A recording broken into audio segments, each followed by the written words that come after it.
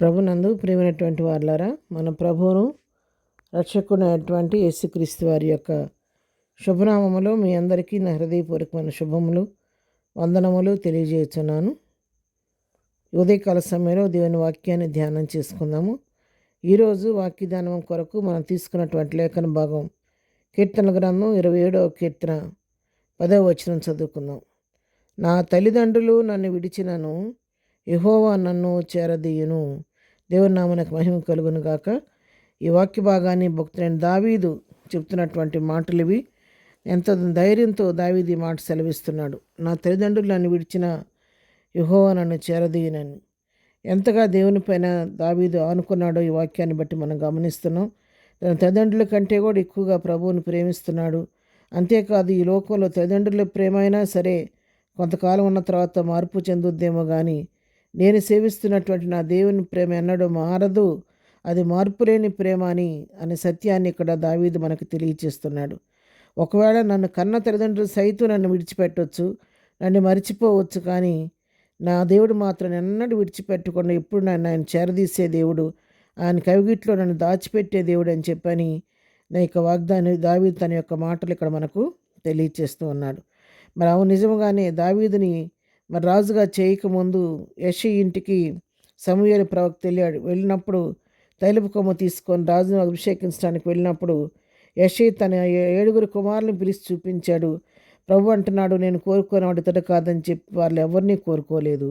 చివరికి అడుగుతున్నాడు భక్తుడైనటువంటి సమూయేలు, అయ్యా వీడుగాక ఇంకెవరు ఉన్నారా నీకు కుమారులు అంటే, తండ్రి ఏం చెప్తున్నాడు దావీదుని గురించి, కడసారి వాడు ఒకడు ఉన్నాడు కానీ వాడు గొర్రెల దొడ్డిలో ఉన్నాడని చెప్పి గొర్రెలు మేపుకుంటున్నాడని చెప్పాడు. అంటే ఏంటంటే, ఇంత ఎత్తు పొడుగు ఉండి ఇంతగా మరి యుద్ధ నేర్పరితనం కలిగినటువంటి వీళ్ళనే దేవుడు ఎన్నుకోలేదు, ఈ గొర్రెలు కాసుకునేవాడిని దేవుడు ఎన్నుకుంటాడా అని. అంటే ఉన్నాడు కానీ కడసారి వాడు మాత్రం రాజరికానికి పనికొచ్చేవాడు కాదు అన్నట్టుగా తన తండ్రి చులకనగా చెప్పాడు దావీదుని గురించి. ఉన్నాడు కానీ వాడు గొర్రెలు మేపుకుంటున్నాడు, అయినా పర్వాలేదు అతను పిలిపించి ఇక్కడే కూర్చుంటానని చెప్పి సమూయేలు అక్కడే దావీదు వచ్చే వరకు కూర్చుంటే దావీదును చూచిన వెంటనే దేవుడు అంటున్నాడు, నేను కోరుకున్నవాడు ఇతరే, లేచి అతన్ని అభిషేకించమంటున్నాడు.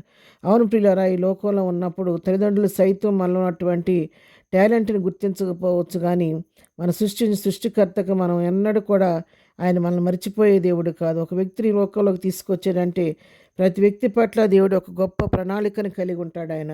మరి ఇది నా ఉదయకాల సమయంలో వాక్యం వింటున్న ప్రియులారా, నీతో నాతోనే ప్రభువు మాట్లాడుతున్నాడు. ఒకవేళ ఈ జీవితంలో నేను అయోగ్యురాల్ని, అపాత్రుణ్ణి, నేను ఈ లోకంలో ఎవరికి ఎన్నికైన వాడిని కాదు, నేను తృణీకరించబడిన వాడిని, లేకపోతే నేను తెలివిగలిగిన వాడిని కాదు, తెలివిగలిగిన దాన్ని కాదు, నేను అందరి చేత తృణీకరించబడుతున్నాను, అది నేను ఒకవేళ నిస్సహాయురాలుగా ఉన్నాను అని చెప్పని నేను లోకం దృష్టిలో చాలా చులకనగా ఉన్నానని చెప్పి నువ్వు అనుకుంటున్నావేమో. లోకం దృష్టిలో, నీ తల్లిదండ్రుల దృష్టిలో, నీ కుటుంబం దృష్టిలో ఒకవేళ నువ్వు విలువలేనిగా కనబడవచ్చు, కానీ దేవుని దృష్టిలో నువ్వు ఎన్నికైన వాడువని, ఎన్నికైన దానమని ఈ ఉదయకాలం ఈ వాక్యం ద్వారా మనం తెలుసుకుంటున్నాం. తండ్రి అంటున్నాడు, అతడు కడసారి ఉన్నాడు కానీ వాడు గొర్రెలు మేపుకుని, కానీ ఆ గొర్రెలు మేపుకునే వాడినే ప్రభువు కోరుకున్నాడు.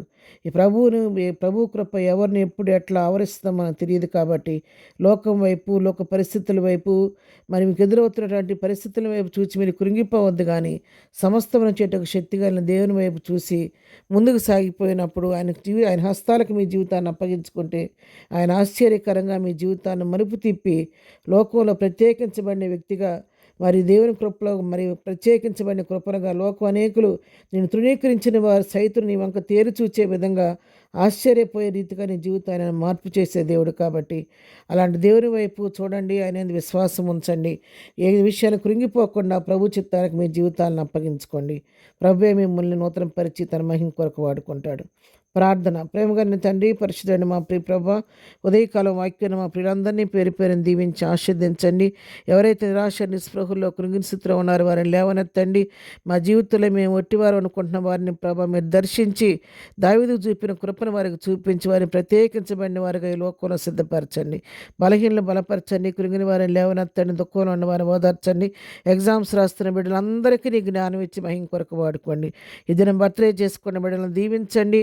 ఈ సంవత్సరం అంతా నీ కృపాక్షేమం వరకు తోడుగా ఇచ్చి నడిపించండి. వివాహ దినం జరుపుకున్న బిడ్డలను దీవించండి. వారి కుటుంబాల్లో శాంతి, సమాధానం, ఆశీర్వాదం, దీవెన, సమృద్ధి కలుగు చేయమని, ఈ దినమంతట్లో మేము వెళుచున్న మార్గాల్లో మీ కాపుదల దయచేయండి. చేయు పనులన్నింటిలో నీ కృపాక్షేమాలు తోడుగా ఉంచి నడిపించి దినదీవులతో నింపి నడిపించమని యేసునామములో ప్రార్థించి అడిగి పొందుకొని ఉన్నాము తండ్రి. ఆమెన్. ప్రభు కృప సదాకాలము మనందరికీ తోడై ఉండి నడిపించును గాక. ఆమెన్.